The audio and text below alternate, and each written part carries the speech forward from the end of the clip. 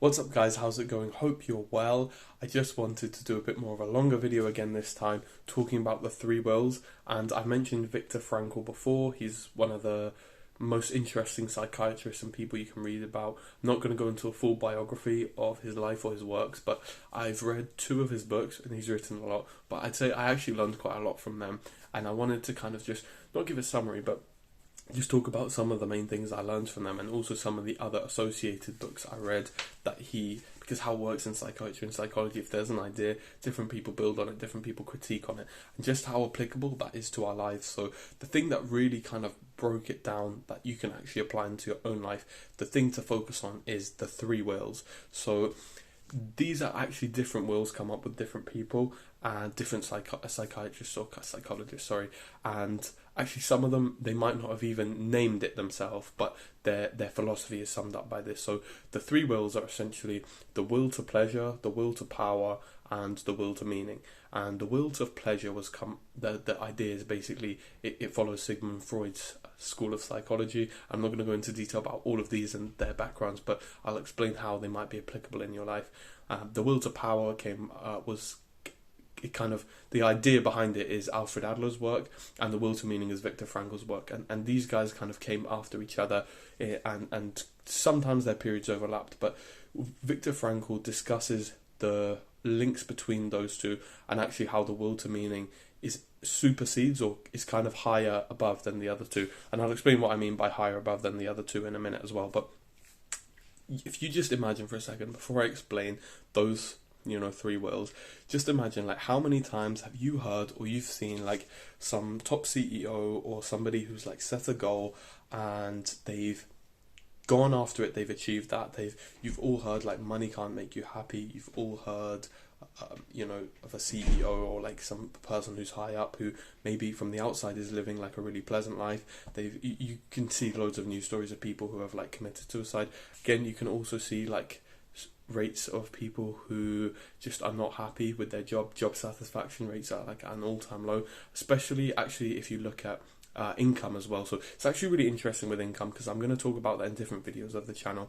But essentially with income, there are some people who their income is so low that they're basically in the poverty line and they're struggling financially, and so of course that is actually legitimately going to affect their happiness. But studies have shown that once you go increase your salary to above about, I think it's 60,000 a year, it no longer actually so like I said, if someone's in poverty and you increase their salary and get them out of poverty, obviously their happiness will increase. But past a certain point, which was found to be 60,000, roughly $60,000, I think the study's a bit outdated, well, not outdated, but obviously in the last year or two the cost of living has gone up a lot because of the pandemic, so I'm sure that number is actually higher now. But my point is, past a certain point, money doesn't make you happy, or a lot of people. And so we can all think of a story, you can all think of like a billionaire or someone who became successful, people who have killed themselves, like hedge fund managers and things like that. It's very common.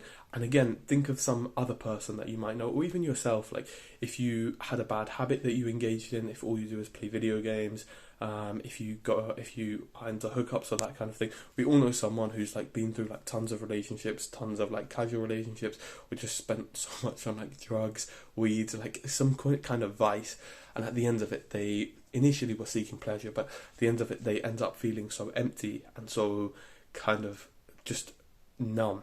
And because of you can argue that it's because of their addiction, but when we talk about the underlying psychology of the three wills, I think it will make sense. So Sigmund Freud's school of thought, the will to pleasure, was essentially saying that everything we engage in, it boils down to our pursuit of pleasure.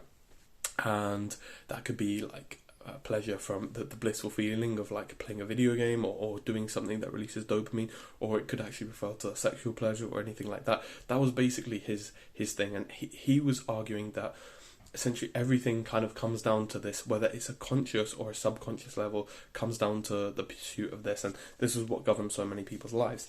And Alfred Adler said, well, no, actually it's the will to power, and these other things, they're just subconscious, and what you're really doing is you're going after trying to increase your standing in the world, in the dominance hierarchy or the social order. And so a lot of things people do, trying to dress well to impress other people. So for example, take things that people might do to impress other people, like dressing in better clothes, trying to like drive a car that you can't really afford, renting a place that you can't really afford, type thing, just things that people would do to impress other people. So Sigmund Freud, if you went through his school of philosophy, he would be saying that that's the will to pleasure. They're trying to attract a mate. They gain pleasure from impressing other people. Alfred Adler would say, no, they're trying to move up the social hierarchy. That's why they're doing these things. And again, it's not exactly as simple as that, but I'm just breaking it down to that very simple example so you can kind of understand those things. And Alfred Adler's psychology is actually really interesting because what he said, and in the way it's explained in his writings, is actually really clever. So you think of someone who has like an inferiority complex, who thinks like, oh, I'm never good enough, or like I'm, everybody knows that like I'm less than everybody. And you think of somebody who's got a superiority complex, so somebody who's like, I'm better than everybody, I look better than everybody, can't deal with anyone, they're just not on my level. So you would initially sometimes think that the person who's inferior who has the inferiority complex is more humble than the person who's got the superiority complex, or actually that their issues are very different because obviously they're exhibiting opposite symptoms.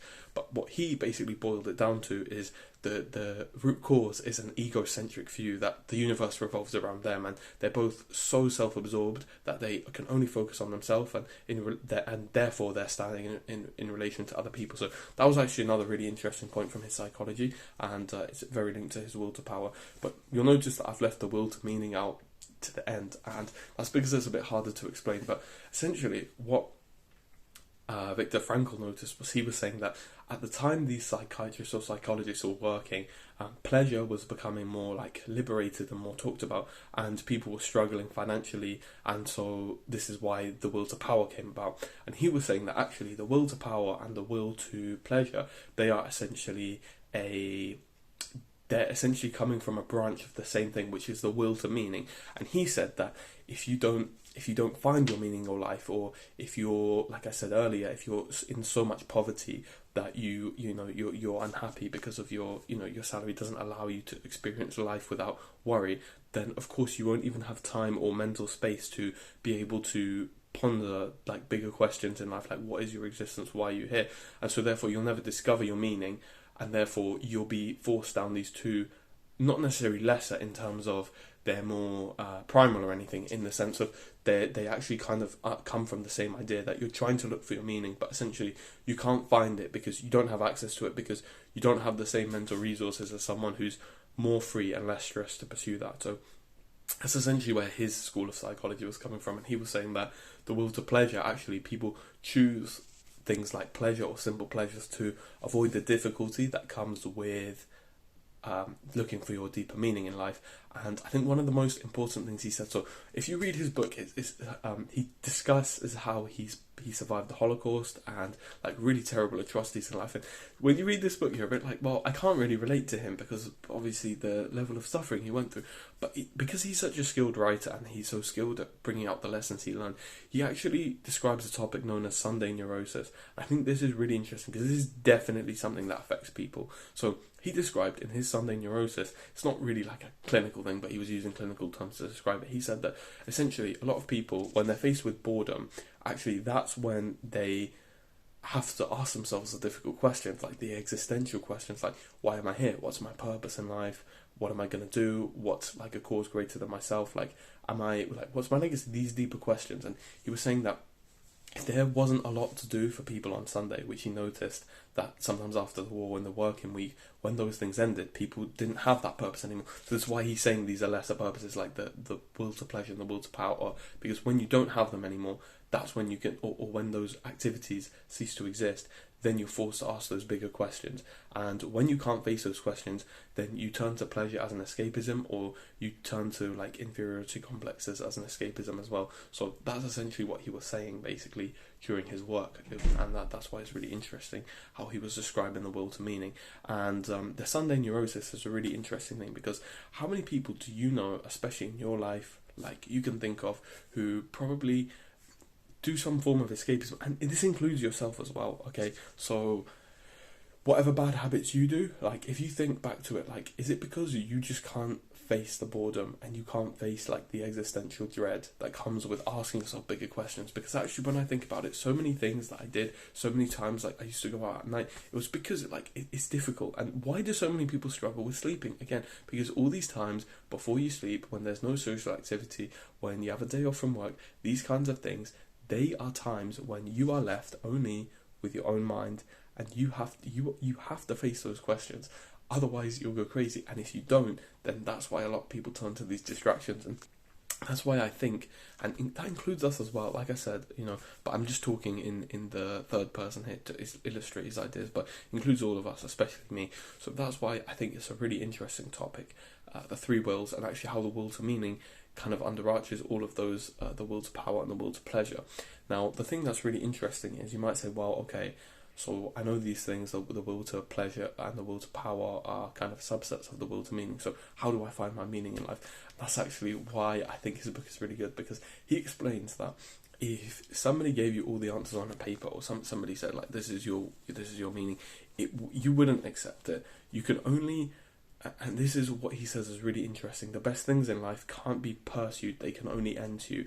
And essentially what he was saying is things like success, things like happiness, if you constantly chase them, you'll always feel that you're not enough, you're not getting there, and they'll always seem further away. Whereas if you kind of learn to, this is something that you'll hear, it's a very cliche across all like self-development or self-improvement YouTubers, is if you enjoy the process, then you kind of live the happiness rather than it's a destination that you can never really reach. So that's why it has to end you rather than be pursued. And so this is what he was saying with his meaning, the will to meaning, is if you try to actively pursue a meaning without like discovering it by doing things you enjoy or trying new things, you will actually further and further like distance yourself from the meaning. And that's why it's really hard to explain and get people to help people to find their meaning, because you can't actually give them the meaning of their life, only they can. And that's the best way he described it is, so he was saying, I'll definitely butcher the quote, guys, so I'm going to probably put it in the description, but he said that when we ask ourselves like what is the meaning of life, we have to realize that we are the ones being asked, and we have to realize that we are the ones who are responsible for our own lives and giving our own lives meaning. And the only way to give our lives meaning is essentially to become responsible. And in doing that, then I end the quote, and in doing that, that's when you discover your greater meaning. So that's something you have to do yourself, and that's why it's very difficult, and that's why so many people never actually reach that level, or that level of self-awareness where they actually realize that their pursuit of pleasure or their pursuit of finances or these sorts of things are actually subsets and derivatives of that will to meaning, and they stay kind of at that lower level, not in like they're less than that person and that person's higher, but in a conceptual sense they don't reach that level of self-awareness to know that they have to find their meaning themselves. So it's a very difficult concept to explain. I hope I explained it well and I didn't butcher it, and you guys are just watching this video like, where's this guy going? So, but it's a very interesting concept. I definitely recommend you read the book because I think he explains it better. But like I said, I think I did try and summarize it quite well on here, and that's really the sign that you understand something, is if you're able to explain it. So thank you very much for listening. I hope that benefited you, and you can have a bit more of a think about the habits in your life, what you're maybe not confronting, and you can give more thought to those times when you don't have a lot going on, you have a quiet moment in your mind, you can actually accept that, and you can find peace by trying to let your body feel what it needs to feel, and let yourself ask those questions, those deeper questions that only you can find an answer to. So what a great ending to the video. Take care, peace out, follow for more amazing content.